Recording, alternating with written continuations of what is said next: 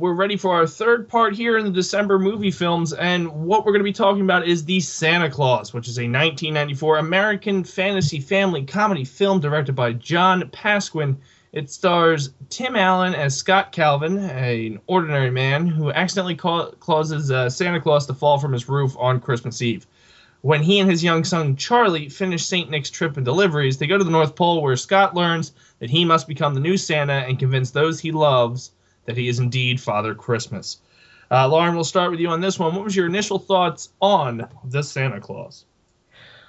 This is probably one of my favorites, and no matter how many times it's on ABC Family, I will watch it when I turn it on, because it seems like I think in the last week I've seen it 6 times, just because it's always on. But it's, definitely on one of my favorite Christmas movies. Paden, what are your thoughts on The Santa Claus? Well, I am a 90s kid, and I am a sucker for anything 90s, and as such, I love Tim Allen, and pretty much anything Tim Allen does. So him as Santa Claus, sure, I dig it. It's enjoyable. I don't know if I needed a whole trilogy of it. I think I only saw those sequels once in my lifetime, and I haven't bothered to go back and see them again. But this one I've seen regularly, and yeah, it's a good Christmas movie. And lastly, Mr. Grinch, what is your thoughts on The Santa Claus? I loved this movie when I saw it as a kid, and I watched it multiple years after that. It's been a lot of years since I've seen it, and unfortunately it didn't hold up as well. I really was kind of going into this list of the 4 movies as, well, I know at the very least I'm going to have fun watching The Santa Claus again, because I haven't seen that in a long time. And this time around when I was watching it, maybe I was in a bad mood at the time, I don't know, but I was just kind of picking stuff apart and going, I probably laughed at that as a kid, and 20 years later, it's just not hitting me anymore. So it downgraded itself, which kind of upset me. I don't hate the movie or anything like that, but I kind of expected that I would still love it the way that I used to, and part of my childhood died not having that happen. So we're even, Dace. Just to give you some facts, it was produced by Robert F. Newmeyer, Brian Riley, Jeffrey Silver, written by Leo Benevenuti, that's just a guess, shot in the dark, Steve Rudnick, Carrie Kirkpatrick, I don't know why I butchered that, and it stars Tim Allen, Judge Reinhold, Eric Lloyd, Wendy Crewson, David Krumholtz, and Peter Boyle. So, as always, we talk about casting on everything. Tony, we'll start with you. How did you feel with the casting? Do you think Tim Allen was the right guy to play Santa Claus? Oh, Tim Allen, definitely. Some of the other characters, you can maybe fill in some other people. I like Peter Boyle, but there was nothing that was like, man, that had to be Peter Boyle. Or the little kid was annoying, but all little kids, especially in these kind of movies and stuff, they're all annoying, especially when they have the same friggin' haircut as their mom. And the mom herself, she, was kind of replaceable. A generic 90s mom, Her haircut pissed me off. Yeah, her and the kid's haircut, they're all the same. Judge Reinhold was perfect, because he is so unthreatening that if you would have had anybody else play that character, he would have been a really easy character to hate. But you're not supposed to hate him. So you had to just kind of be like, all right, he's a little bit of a prick, but he's Judge fucking Reinhold, so if a stiff wind came by, he would have exploded. But the guy, David Krumholtz, I've always actually liked him in a lot of different things I've seen him in, and I think that he was awesome. The different elves in the movie, they did a good job. Whoever played Judy, I don't know who that actress is, but she was perfect for that kind of role. The casting is solid in the movie. The only real problems are probably the little kid and the mom. But the mom's not even unoffensive. It's mostly just that little kid. Fuck that little kid. Mike, what were your thoughts on the casting, and did you feel that Tim Allen was perfect for the role? Well, Tim Allen, of course, was perfect for the role, because this was a movie made for Tim Allen, I'm pretty sure. It's the only reason this movie even existed, was to have something for Tim Allen, who was the it thing at the time, to have a movie for the Christmas season to make lots of money. There's nothing more than that. So yeah, it was a chance to see Tim Allen make his typical Tim Allen wisecracks, which I love, especially when he's a wise. The best part of the movie is in the beginning when he's just being a jerk to everybody. And shout outs to them for the home improvement reference when he puts on the tool belt. I dug that. He even does the 90s kid was sweet. Yeah. Everyone else, whatever. Like, all easily replaceable, but not particularly offensive. Like Tony said, the kid, it's a typical Christmas movie. Hey, it's Santa! Type kid. Oh, gosh. There's nothing more to really say about it. There was no standouts. There was no one that I was like, oh, that was... okay, yeah, no, you're right. Tony's right. Judge Reinhold was fantastic. When I tried to really stand up and act tough, but he's wearing the world's goofiest sweater. Here's my card. I want a weenie whistle. And when he finally gets it, he does like the...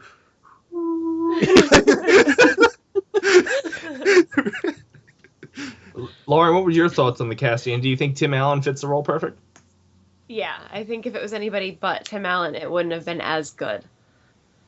I mean, everybody else, except Judge Reinhold is kind of...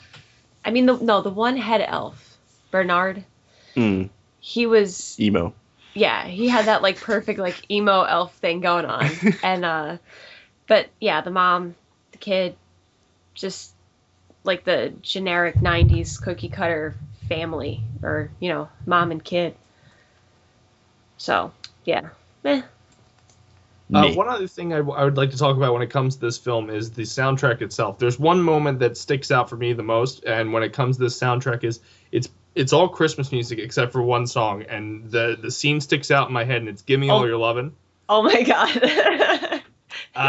You were Tony, what are your thoughts on the soundtrack?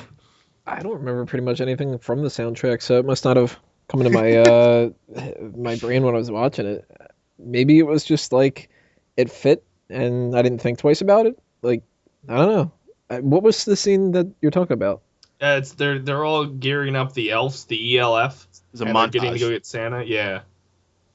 Gotta have a montage. I think it would have been weird if like Enter Sandman would have popped up, but I don't know about any of the stuff in this movie. It must not have sparked something in my brain that made me think that it was odd. So I guess it works. Hey, thumbs up. I'll try to be positive. Mike, what were your thoughts on the soundtrack? I really have nothing to say, but Lauren's been over here giggling ever since you mentioned that, because when we were watching it, she got so offended and she just would not let it go until the scene ended when that song was playing. Because there's so many songs that could fit there. Like maybe, Here Comes Santa Claus. Because that's the montage of him doing the whole Christmas thing, and I'm bringing everybody presents, and give me all your love and all your hugs and kisses Did you hear? too. Jingle, jingle. All your hugs and kisses too. It's just...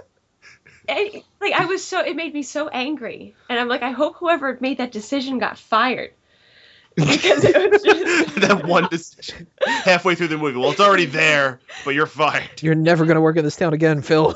Yeah, no, done. ZZ Top just completely killed the soundtrack for you.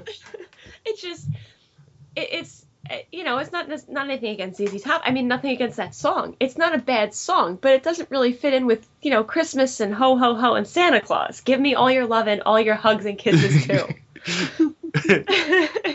They could have had Sharp Dressed Man.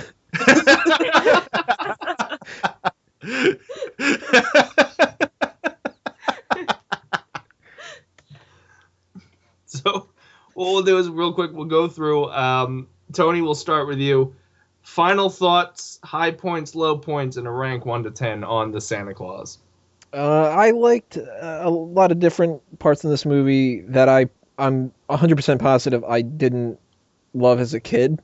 And it kind of did like a reverse. I'm sure I would have laughed at Comet, I think was the main one they were focusing on, the reindeer. When that farts, I'm sure I laughed as a kid. This time around, I was just like, all right, it's a fart joke, it's easy. But like, I love the pun of the name of the movie. I'm glad they made the movie just for that, because I fucking love my puns. As a James Bond fan, I had forgotten that Judy throws out that little reference of 12,000 or 1,200-year-old recipe, shaken not stirred, and I like the part where she says thanks, but I'm seeing someone in rapping, like that. Little jokes like that for the adults. Did you like the "arose such a clatter" joke? Actually, no, I didn't like that because the kid delivered it, and I was just like, oh, fuck off, kid. So if Tim Allen delivered it, it would have been fine. Yeah, then it would have been like, okay, it's Tim Allen throwing out a little pun. That's funny. But the kid was just, a roast, such a clouder. And I'm like, See? with this bowl-shaped head and everything. I think it's a little weird that they embrace Santa being Santa so fast, especially because they really gloss over the fact that Santa fucking dies in this movie. Like, that's dark. He falls off the roof and dies, and he just waves goodbye like, well, that was a nice life. It's a wonderful life. I'll see you soon, Jimmy Stewart. A couple parts that I thought were funny that I'm sure I wouldn't have laughed at as a kid. Probably my favorite part of the movie. So remember, kids, there's nothing more painful than third-degree burns. With Fireman O'Hara, then, sorry about your partner. That got so dark, and I was just like, damn, I didn't expect that. I guess he's going to see Santa in heaven. But the scene that I always remembered as a kid, and that I was actually looking forward to seeing again, was the whole Total Tank Santa lunch meeting. And I was thankfully happy that I still enjoyed that, so that's probably got to get my nod for my favorite part. Least favorite, man, anything that revolved around the little kid giving out orders, where he was like real smug about it, like, my dad's Santa Claus, so fuck you, get this and go do this, and on Prancer, and I just fucking hated this little kid. So the movie itself is really just an unoffensive, 90s movie, and I can't hate it for that kind of reason. So I'd give it maybe like a 5 out of 10. It's certainly not, a great movie that I would put down, go watch The Shawshank Redemption and Forrest Gump and The Santa Claus, or, but for Christmas movies, it's a solid pick for people to check out. So I'll be watching it again in the future. It's not something that, now that I've gotten a little bit more cynical, that, fuck this movie for the rest of my life or anything like that. And you know what? Maybe I was in a bad mood watching this or something, especially... Did you watch it before or after The Year Without a Santa Claus? Beforehand, because I watched The Year Without a Santa Claus about 12 hours ago because I was really putting off watching it. But, I watched it after Jingle All The Way, and we'll get to that. But yeah, it's like a 5 out of 10. It's a movie that if anybody likes it, I would never pick apart why they wouldn't like it. But it's not as good as when I was a kid, so maybe I just lost a little bit of that Christmas spirit. Lauren, what was your thoughts? Final thoughts, high point, low point, and a rank 1 to 10. I mean, it's, for me, I really like it because it has that nostalgia.